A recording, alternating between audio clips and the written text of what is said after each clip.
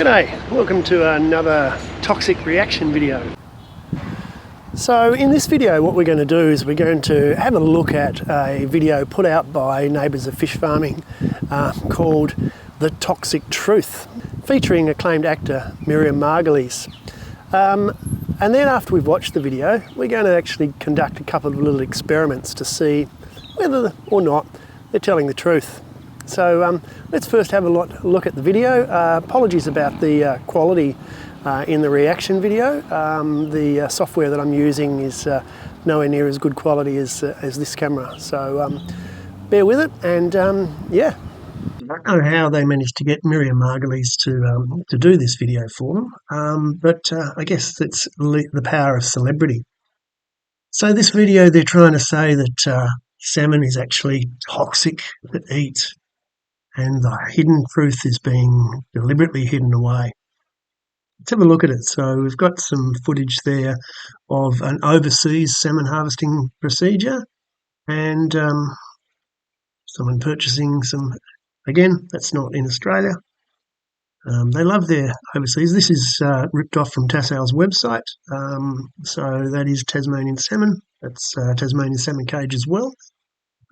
And just to pause on this one, they said they haven't swum anywhere near the Atlantic with their wild cousins. Well, neither of the sheep or the cattle that we farm in Australia ever been anywhere near their wild cousins that don't exist anymore. So we're all agricultural livestock is not wild. It's just a given. It's been selected to get good growth. Here we have the fear about industrial preservatives and trans fats, and the fats are as a result of all the chicken feathers. Not a lot of fat in feathers. We'll get a look at that in a bit more deeply in terms of chicken content. Although I have covered that off in one of my previous videos. I think it's Toxic Part 3. Specifically, we're going to cover off that there's more fat in a salmon than there is in a chicken. Sorry, there's more chicken fat in a salmon than there is in a chicken. We've got the banned chemicals. Okay, so we're going to probably look at a thoxyquin in here, the smothered seabed, which is not true. We've covered off about that powdery algae before. And here's some nice salmon being filleted or being sliced. Here now we're going to be talking about ethoxyquin. So ethoxyquin, I've covered that off in the Toxic Part 3. And then we're going to be covering off this one as well in this video a bit further on, that there's more fat in a 200-gram piece of salmon than there is in a Big Mac and fries. I'm going to really unpack that one. So stay tuned for this further on in this video where we'll do that. So here we go, ethoxyquin again. So we covered off ethoxyquin. It's a preservative that's used to preserve the fish oil in the fish feed. I guess if you don't want to use ethoxyquin, you can use more chicken fat. But Toxic Part 3 showed you had to actually eat between 2.5 and 7.5 kilos of salmon a day to get the average daily acceptable dose of ethoxyquin. And no one eats 2 kilos, let alone 7 kilos. And I guess we finish off here with some actually nice sunset footage. Subdue your appetite. Well, you should take all things in moderation as well. Don't buy Tasmanian Atlantic salmon, they say. Well, let's see how effective that's been, because it's certainly still on the shelves in the supermarkets, even all the way up here in North Queensland. That's when good neighbours become good friends. Tonight I think I have some junk food for dinner. Let's go into Woolworths and get some.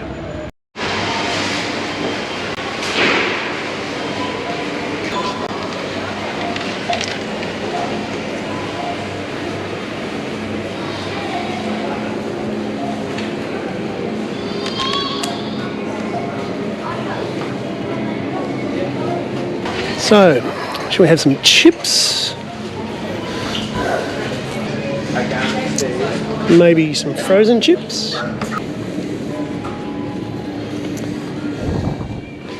Maybe some frozen pizza. Or some meat pies. Popcorn chicken. Well, plant-based. That's far too healthy. No, bugger that. I want some real junk food. Let's get some salmon.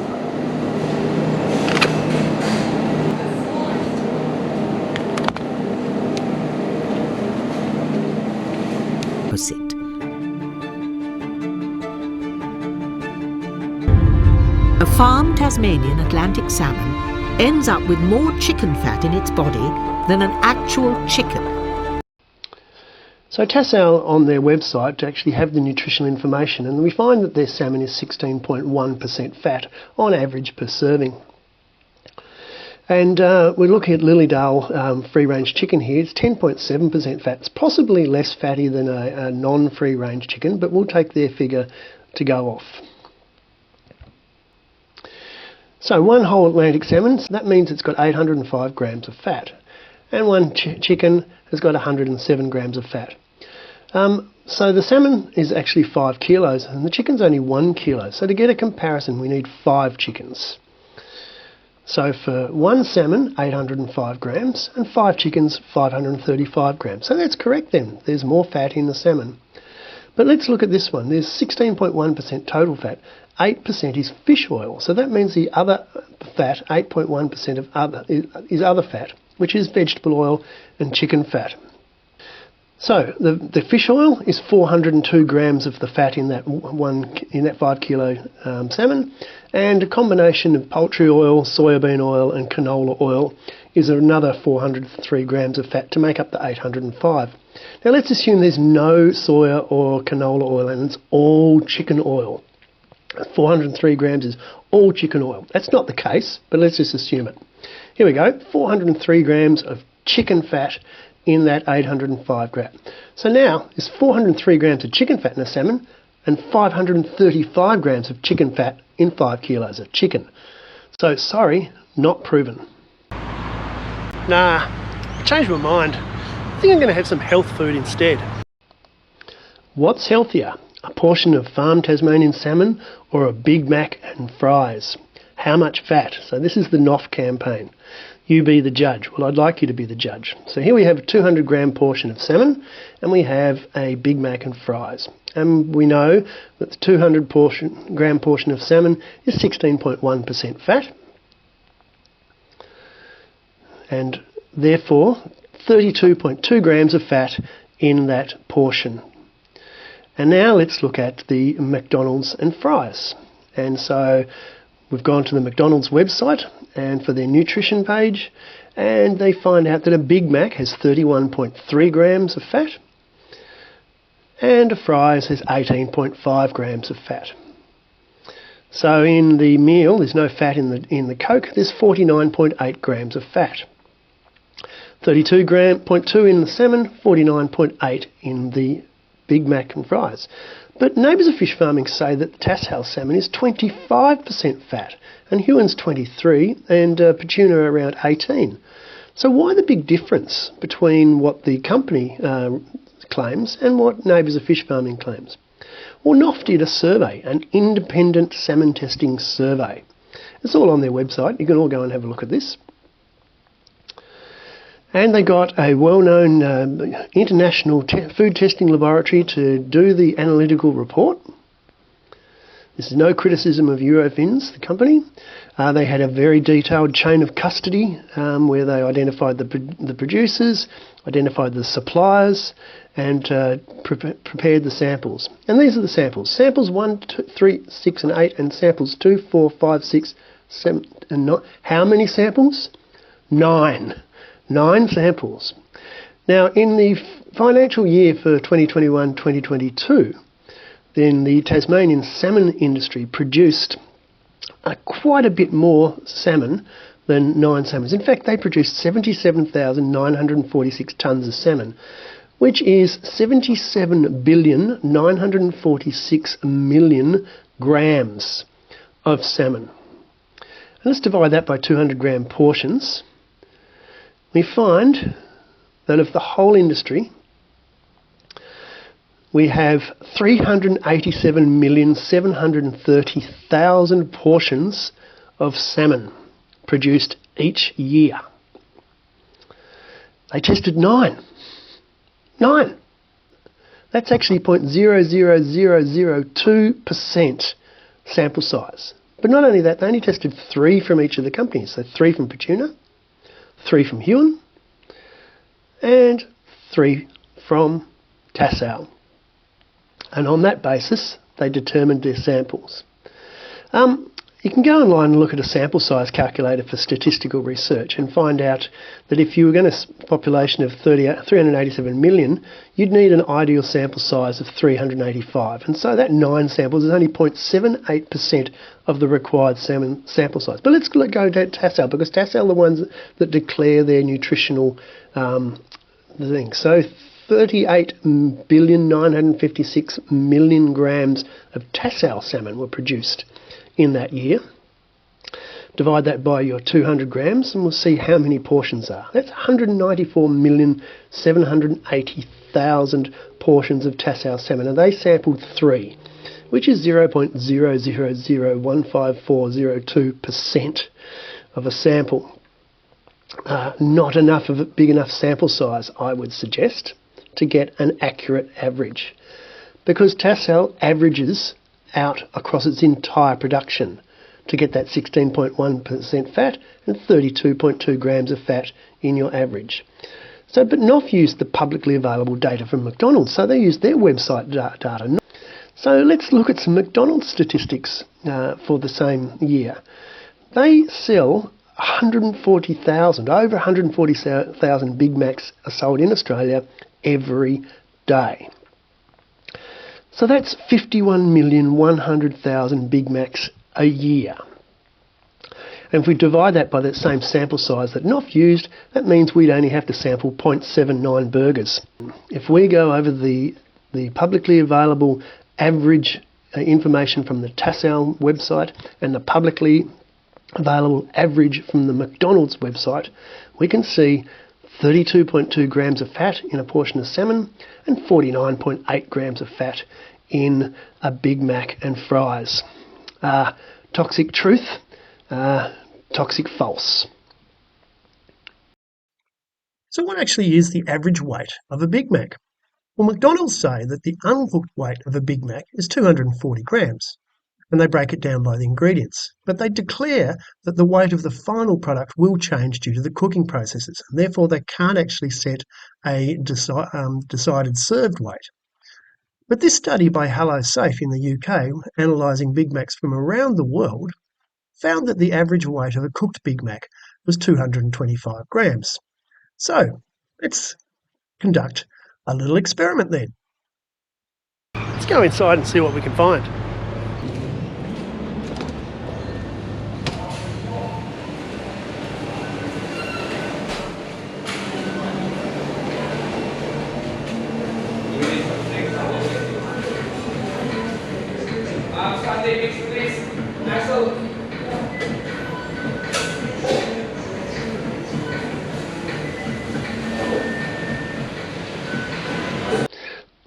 I've got a bit too much of a burger, I think.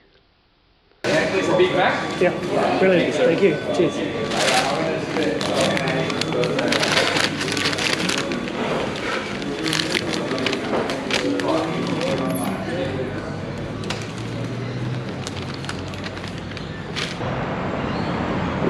Chain of custody, we'll see that we've taken collection at 16:44.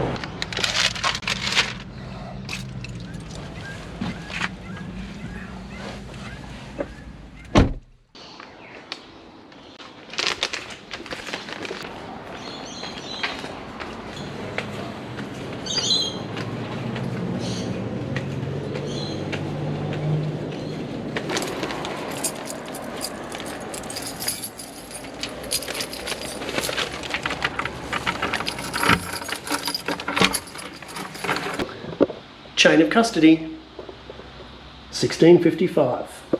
So how much did my Big Mac actually weigh?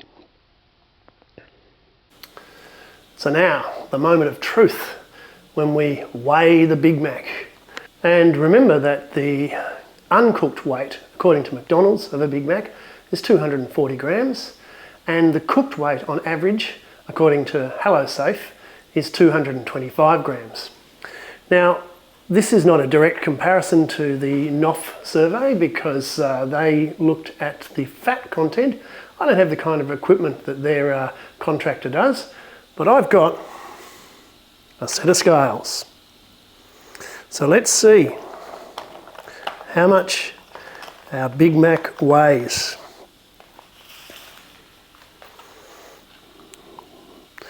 Let me make sure we put all these extra bits on there to help it along.